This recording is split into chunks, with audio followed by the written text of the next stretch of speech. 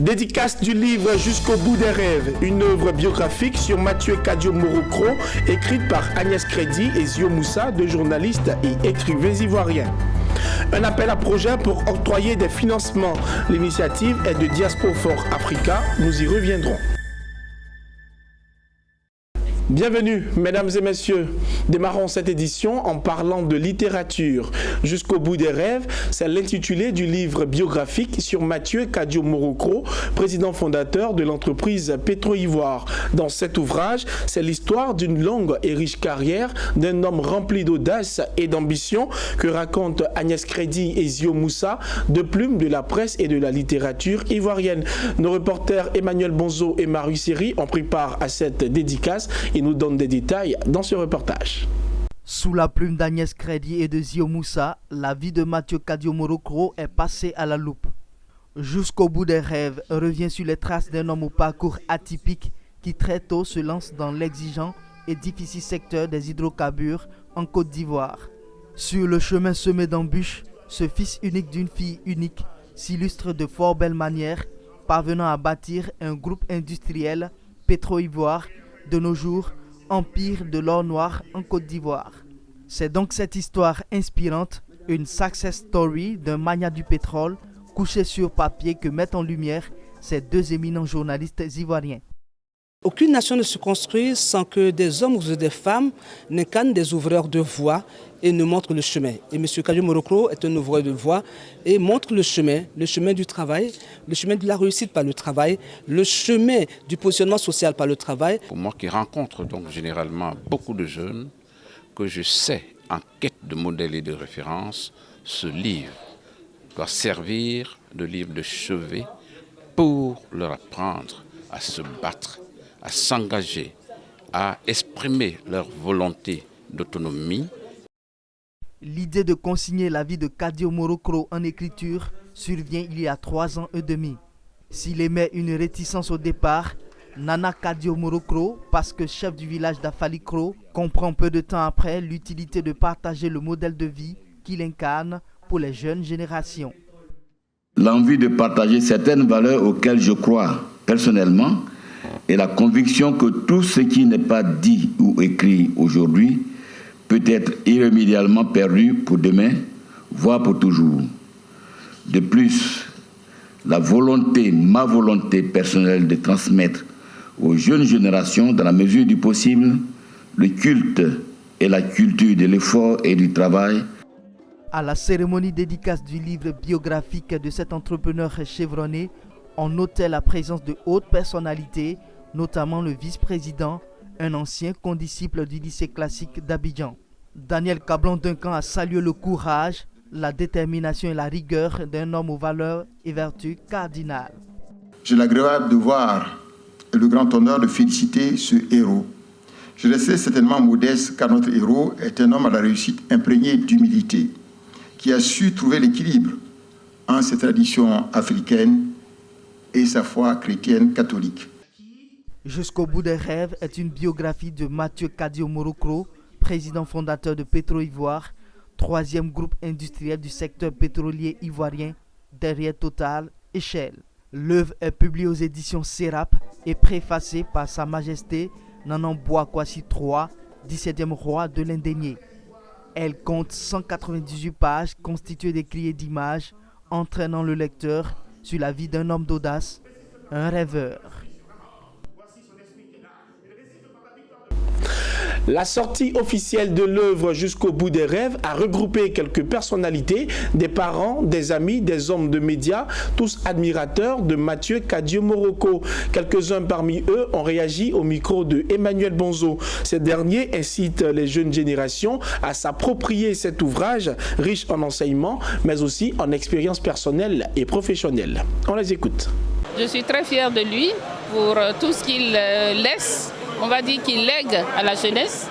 Et le plus important, c'est qu'il y a quelque chose qui pourra aider finalement les jeunes générations qui arrivent. C'est un bel exemple pour les jeunes et beaucoup d'anecdotes ont été rapportées. Et je pense qu'il est nécessaire d'avoir des exemples pour la jeune génération. Et il n'y a qu'ainsi qu'on peut développer le pays. Et donc on s'inscrit dans ce modèle et on va essayer de suivre cette trace. Dans nos pays orphelins de valeurs vraies, il fallait que des gens portent à hauteur de lumière des hommes comme M. Kadio Morokro, des self-made men.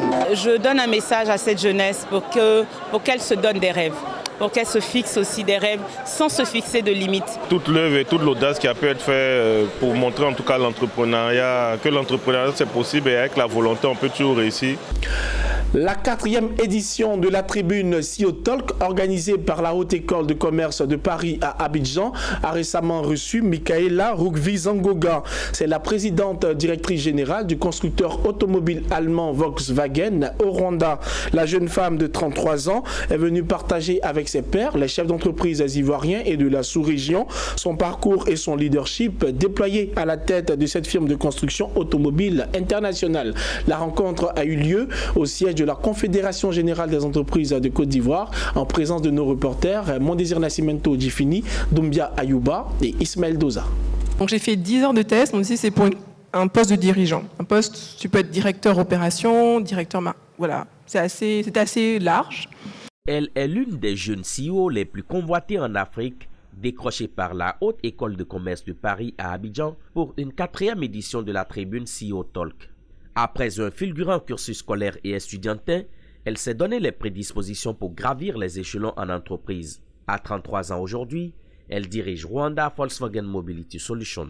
Michaela Rugvi-Zangoga partage son aventure de manager avec ses pairs africains.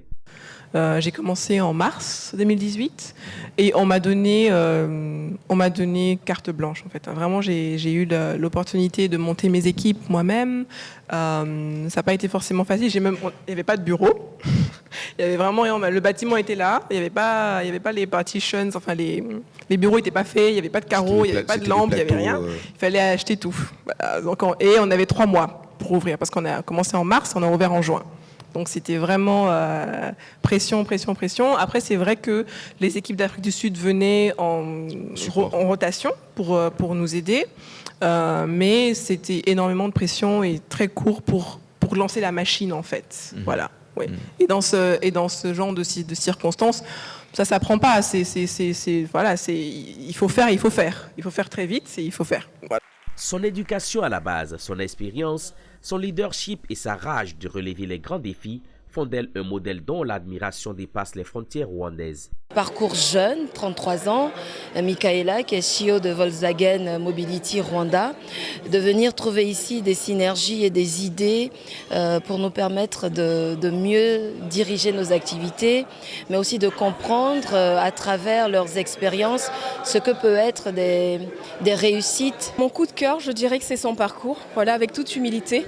Le fait qu'elle ait relaté, qu'elle ait raconté son histoire depuis son enfance, le fait qu'elle ait partagé le fait qu'un tel parcours peut être accessible à tout le monde en fait. Cette 4e édition du CEO Talk initiée par HEC Paris, Haute École de Commerce de Paris basée à Abidjan, apparaît comme une occasion pour actionner un coaching de qualité aux chefs d'entreprise. Alexis Djondaye, directeur général de HEC Paris Abidjan, a profité de l'occasion pour lancer 4 autres programmes de formation, notamment le Lead Campus. Tant que cette année soit une année belle, une année pleine d'accomplissements et de joie. Dans la tradition de HEC Paris, nous avions décidé de participer au débat sur le développement en Afrique et c'est comme ça que nous avons initié ce partage qui est le CEO Talk qui a démarré depuis l'année dernière. Et pour ce premier CEO Talk de cette année, nous avons voulu avoir une femme. Nous sommes une école très sensible au gender balance. Et pour nous, notre façon de marquer cela, c'est d'avoir une femme PDG d'une marque internationale, Volkswagen. Et c'est pour partager l'expérience de cette femme, ses défis, ses réussites, également son parcours, pour servir de modèle et d'inspiration aux Africains. HEC Paris Abidjan annonce entre autres l'arrivée de plusieurs autres présidents directeurs généraux de banques et d'entreprises de divertissement pour accélérer la formation et le coaching des cadres et dirigeants africains. HEC Paris pour Afrique de l'Ouest et centrale compte ainsi répondre à la demande croissante de dirigeants en Afrique souhaitant accéder à des formations d'excellence. Du pain béni pour les porteurs de projets. Diaspora for Africa a lancé un appel de projet pour la période du 15 janvier au 15 mars 2020. Ces projets seront financés par les investisseurs, tous issus de la diaspora africaine. L'annonce a été faite au cours d'une conférence de presse à laquelle ont assisté Betty Kwaku et Ismaël Doza. C'est plus de 1000 projets qui sont attendus du marathon projet initié par Diaspora for Africa SA. Les porteurs de projets sont invités à se rendre sur la plateforme www.diasporaforafrica.com au cours de la période du 15 janvier au 15 mars 2020 en vue de soumettre des projets innovants à la diaspora africaine pour financement. Les promoteurs de projets, les startups, les PME, tous ceux qui détiennent une idée de projet soient informés déjà de l'existence de Diaspora for Africa comme alternative de financement pour leurs projets. Et ensuite, les sensibiliser quant à l'appel à projet 2020, donc qui va courir du 15 janvier au 15 mars. Diaspora for Africa, c'est plus de 300 projets reçus de différents pays africains, dont 33 sont en cours d'accompagnement, constitués avec des équipes dynamiques dans 12 pays africains, notamment le Bénin, le Congo, les Comores et la Côte d'Ivoire. Diaspora for Africa se veut rassurer les porteurs de projets quant à la sécurisation de leurs projets. Quant à la sécurité des projets, il y a un certain nombre de dispositifs internes que nous avons mis en place, donc qui nous permettent de tracer un peu le niveau de consultance de chaque projet. Donc qui a consulté quand. Donc quand il y a un investisseur qui a consulté un projet, quand on voit le projet implémenté 6 mois après, on sait naturellement qu'il s'est inspiré de la plateforme Diaspora for Africa. Donc on peut entamer une procédure juridique dans ce sens-là pour poursuivre ces personnes. Je tiens à préciser aussi qu'on travaille avec des cabinets notariés ici en Côte d'Ivoire et dans les pays où nous sommes représentés, des avocats conseillers qui nous accompagnent aussi dans le suivi de nos activités, mais aussi des cabinets d'expertise comptable pour structurer l'aspect financier. Les projets attendus doivent être novateurs avec des résultats adaptables et reproductibles. Le niveau adéquat de la demande de financement doit se situer dans une fourchette de 1 à 15 millions de francs CFA. Il s'agit d'un appui technique et financier aux entreprises, aux start-up et aux porteurs de projets pour la réalisation de projets économiques. Le financement, il est à plusieurs niveaux. Au niveau local déjà, nous avons des potentiels investisseurs. C'est à ceux-là que nous soumettons ces projets. Et non seulement en plus de ces investisseurs au niveau local, nous avons des investisseurs au niveau de la diaspora. Voilà. Et c'est ceux-là même qui ont plus de capitaux à investir. À la suite du présent appel à projet, il sera réalisé le marathon des investissements. Ce sera l'aboutissement du présent marathon projet qui se soldera par le financement des projets sélectionnés. Le gouvernement irlandais a signé un accord d'investissement de 112,3 millions de shillings, soit 1,1 million de dollars, avec l'organisation kenyane de recherche sur l'agriculture et l'élevage. L'objectif étant de faire profiter aux producteurs locaux l'expertise du pays dans le domaine laitier. Pour le Kenya, le coup de pouce de l'Irlande pourrait notamment aider à lever certaines contraintes auxquelles est confrontée la production laitière, comme la mauvaise qualité des races, la faiblesse de la valeur ajoutée et le prix élevé des aliments pour animaux. Ce nouveau partenariat devrait également renforcer les relations qu'entretiennent les deux nations en ce qui concerne le secteur agricole. C'est la fin de ce journal. Merci de nous avoir suivis et très bonne suite de programme sur Business 24 Africa.